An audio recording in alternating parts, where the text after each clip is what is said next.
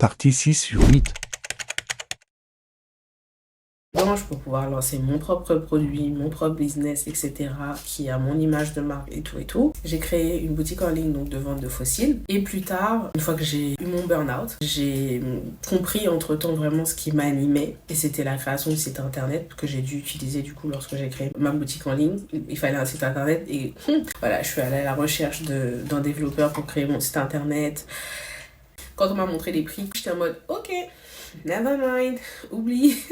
C'était des devis entre 2500 € et 5000 € pour avoir un site internet. J'avais pas le budget. Moi, je trouvais que c'était too much pour ce que c'était, mais maintenant que je sais faire des sites internet, c'est pas too much en fait. Ça vaut clairement le coup pour le travail que ça demande et tout ça. Mais moi, c'est vrai que vu que j'avais déjà des connaissances, des compétences dans la création de site internet, je pouvais le faire moi-même. Du coup, j'ai fait mon site moi-même et je suis très très bien sortie. Donc voilà, j'ai créé cette boutique e-commerce et après, en fait, sachant que je travaillais en même temps, au début, voilà, tu te lances avant de quitter ton emploi fixe salariat, d'abord, j'essaye de garder les deux et puis créer ton business à côté, quoi. Moi, en tout cas, c'était l'idée que j'avais. Donc voilà, j'ai commencé comme ça. J'ai fini par avoir un burn-out parce que concrètement, la charge de travail était telle que j'étais à plus de 80 heures par semaine de boulot entre mon boulot salariat qui tournait de 7h30 à 8h par jour et travailler sur mon business ensuite le soir.